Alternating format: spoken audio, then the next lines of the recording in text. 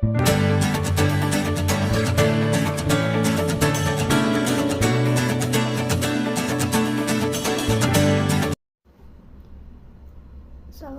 warahmatullahi wabarakatuh. Perkenalkan, saya Novita Andriani dengan NIM 221010506008. Video ini dibuat guna melengkapi tugas mata kuliah ekonomi. Penawaran dalam teori ekonomi memiliki arti berbagai jumlah barang yang ditawarkan pada berbagai tingkat harga dalam periode tertentu. Penawaran adalah hubungan antara harga dengan kuantitas untuk setiap unit yang akan dijual oleh penjual. Berbeda dengan teori permintaan. Dalam teori penawaran, kita menempatkan diri kita sebagai penjual atau produsen yang menawarkan suatu komoditas untuk dijual. Permintaan barang atau jasa yang tidak disertai dengan penawaran tidak dapat mewujudkan transaksi di pasar. Permintaan akan terpenuhi apabila penjual menyediakan barang atau jasa yang diperlukan. Suatu permintaan belum merupakan syarat yang cukup untuk mewujudkan transaksi di dalam pasar. Permintaan yang ada hanya dapat dipenuhi apabila para penjual dapat menyediakan barang-barang yang dibutuhkan. Penawaran adalah gambaran atas hubungan-hubungan antara aspek-aspek yang ada dalam sebuah pasar. Hubungan-hubungan tersebut terdiri dari para calon pembeli dan para penjual akan suatu barang. Model penawaran digunakan untuk menentukan harga dan kualitas barang yang akan dijual di pasar.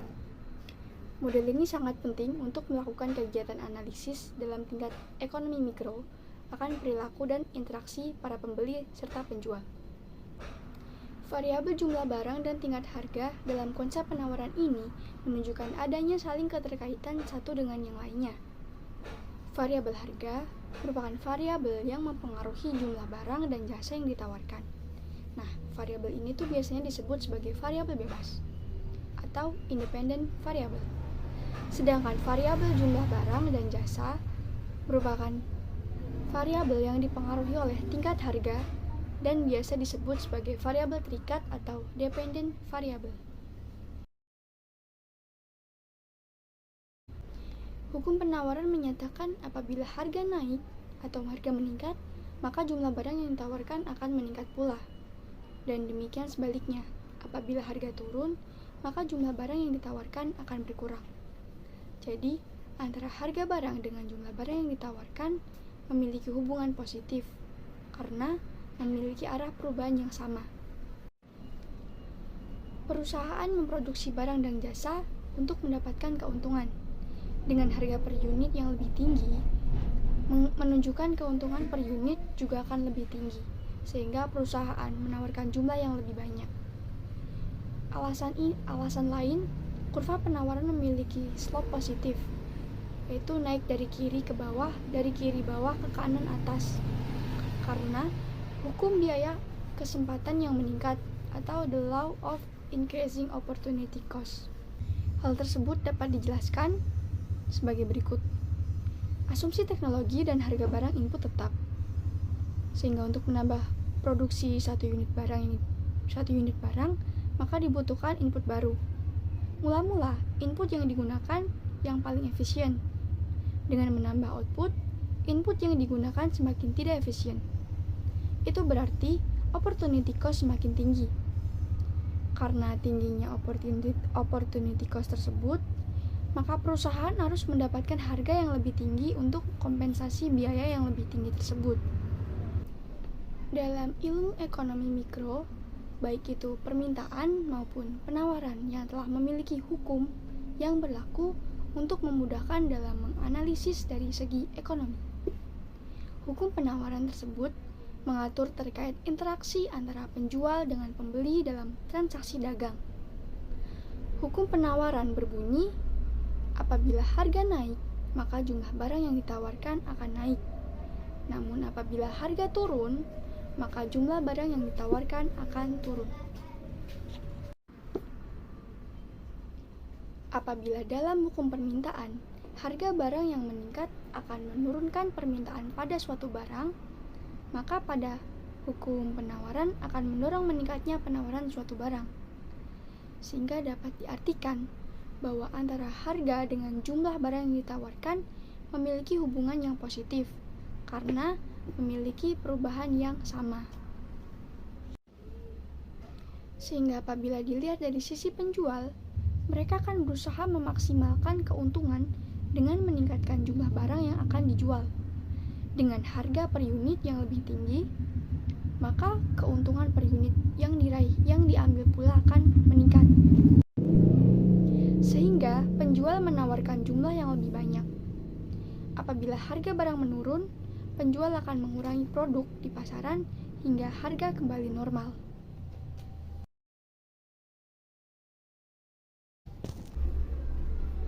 Kurva penawaran atau supply curve adalah grafik hubungan antara harga barang dan jumlah penawaran. Kurva ini dibuat atas dasar data yang sebenarnya mengenai hubungan tingkat harga barang dan jumlah penawaran barang tersebut yang dinyatakan dalam daftar penawaran atau supply schedule.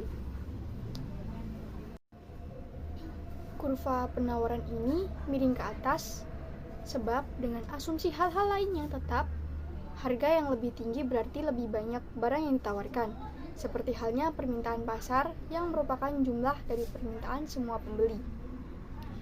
Penawaran pasar juga merupakan jumlah penawaran dari semua penjual.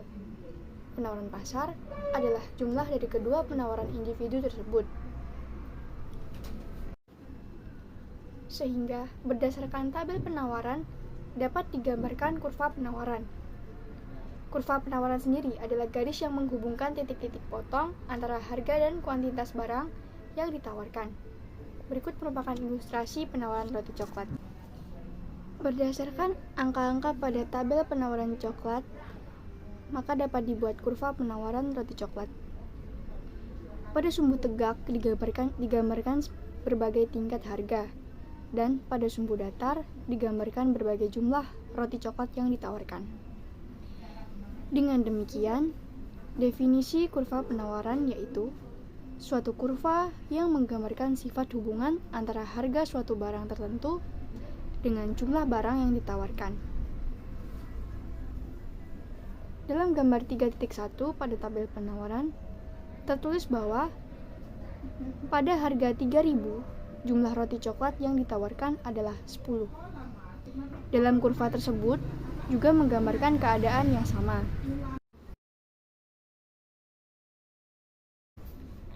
Fungsi penawaran adalah hubungan antara banyaknya barang atau jasa yang ditawarkan dengan harga. Dalam fungsi penawaran, kita akan mengenal istilah kurva penawaran. Kurva penawaran sendiri merupakan grafik yang menggambarkan suatu hubungan antara harga dengan jumlah barang yang ditawarkan pada waktu dan tempat tertentu. Pergerakan kurva penawaran yaitu dari kiri bawah ke kanan atas, baik harga dan jumlah penawaran artinya positif. Rumus fungsi penawaran sendiri adalah QS sama dengan A ditambah B PS. Dengan keterangan, QS merupakan kuantiti atau jumlah barang yang ditawarkan. Sedangkan PS merupakan harga barang yang ditawarkan, serta A dan B merupakan konstanta.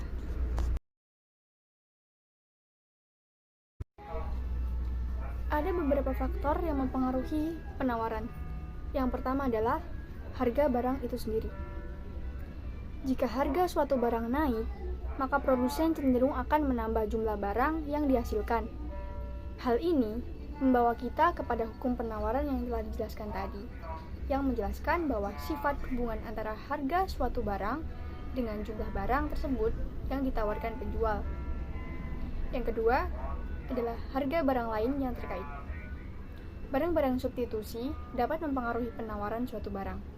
Misalkan, dikarenakan kenaikan biaya produksi di luar negeri atau kenaikan tarif impor, baju yang impor menjadi bertambah mahal harganya. Konsumen baju impor sekarang lebih suka membeli baju buatan dalam negeri, sehingga permintaan terhadap produksi baju dalam negeri meningkat. Kenaikan permintaan ini pada gilirannya akan mendorong para produsen dalam negeri untuk meningkatkan hasil produksinya sehingga penawaran baju meningkat. Secara umum, dapat dikatakan bahwa apabila harga suatu barang substitusi naik, maka penawaran suatu barang akan bertambah, dan begitu pun sebaliknya. Sedangkan untuk harga barang komplement, dapat dinyatakan bahwa apabila harga barang komplement naik, maka penawaran suatu barang berkurang. Begitupun sebaliknya. Yang ketiga adalah harga faktor produksi. Kenaikan harga faktor produksi seperti tingkat upah yang lebih tinggi, harga bahan baku yang meningkat, atau kenaikan tingkat bunga modal akan menyebabkan perusahaan memproduksi outputnya lebih sedikit dengan jumlah anggaran yang tetap. Kenaikan harga faktor produksi ini juga akan mengurangi laba perusahaan. Apabila tingkat laba suatu industri tidak menarik lagi, mereka akan pindah ke industri lain, dan hal ini akan mengakibatkan berkurangnya penawaran barang. Yang keempat, biaya produksi. Kenaikan harga input yang sebenarnya juga menyebabkan kenaikan biaya produksi. Dengan demikian, bukan biaya produksi yang meningkat, entah dikarenakan kenaikan harga faktor produksi atau penyebab lainnya, maka produsen akan mengurangi hasil produksinya, yang berarti barang itu akan berkurang. Kemudian yang kelima, adanya sumber daya yang tersedia. Penawaran dapat terjadi jika ketersediaan barang mencukupi. Jika barang atau jasa yang ditawarkan terbatas atau langka, hal ini berpotensi membuat harga naik. Kelangkaan barang atau jasa berpengaruh langsung pada elastisitas penawaran. Yang keenam, faktor penjualan atau produsen. Banyaknya jumlah produsen yang memproduksi suatu barang berbanding lurus dengan ketersediaan barang tersebut. Maka, produsen atau penjual memiliki sebuah keyakinan untuk melakukan penawaran karena ketersediaan barang mendukung adanya proses penawaran. Kemudian yang ketujuh, waktu produksi. Waktu produksi berpengaruh terhadap ketersediaan barang, sehingga penawaran akan terjadi ketika barang yang ditawarkan dapat diprediksi akan tersedia dalam tenggang waktu tertentu. Ketersediaan barang ini bergantung pada seberapa lama waktu produksi yang diperlukan. Yang kedelapan, ada kemajuan teknologi. Kemajuan teknologi menyebabkan penurunan biaya produksi dan menciptakan barang-barang baru. Kemajuan teknologi membantu mempermudah produsen dalam menyediakan barang maupun jasa.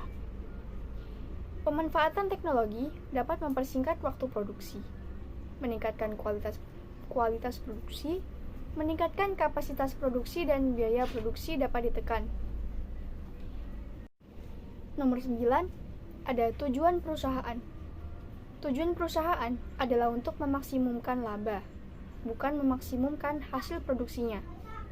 Akibatnya, tiap produsen tidak berusaha untuk memanfaatkan kapasitas produksinya secara maksimum, tetapi akan menggunakannya pada tingkat produksi yang memberikan keuntungan secara maksimum.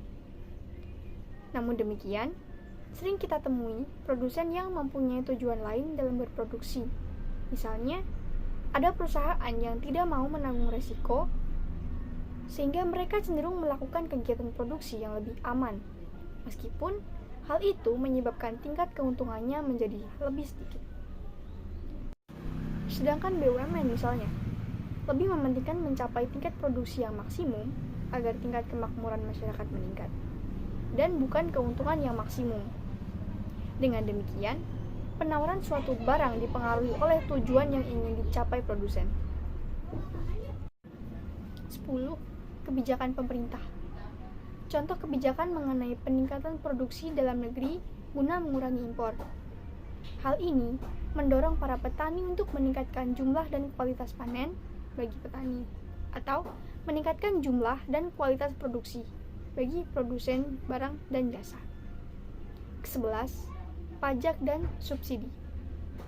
Jika pajak yang ditetapkan terlalu tinggi, maka produsen tidak dapat melakukan penawaran, sehingga permintaan pun juga menurun. Sementara, jika pemerintah menyediakan subsidi, maka jumlah produksi akan meningkat. Begitu juga pada sisi penawaran. Sekian pemaparan materi terkait teori penawaran yang bisa saya sampaikan. Dari paparan materi tersebut, dapat kita tarik kesimpulan bahwa penawaran merupakan jumlah barang yang produsen ingin tawarkan pada tingkat harga tertentu dan dalam periode tertentu. Dengan hukum penawaran yang berbunyi, semakin tinggi harga suatu barang atau ceteris paribus, maka semakin banyak jumlah barang yang ingin ditawarkan produsen. Dan begitu pun sebaliknya, sehingga kurva penawaran positif, yaitu bergerak dari kiri ke kanan. Sekian materi yang dapat saya paparkan tentang teori penawaran. Bila ada salah dalam penjelasan, saya mohon maaf. Semoga video ini bermanfaat bagi teman-teman. Terima kasih. Wassalamualaikum warahmatullahi wabarakatuh.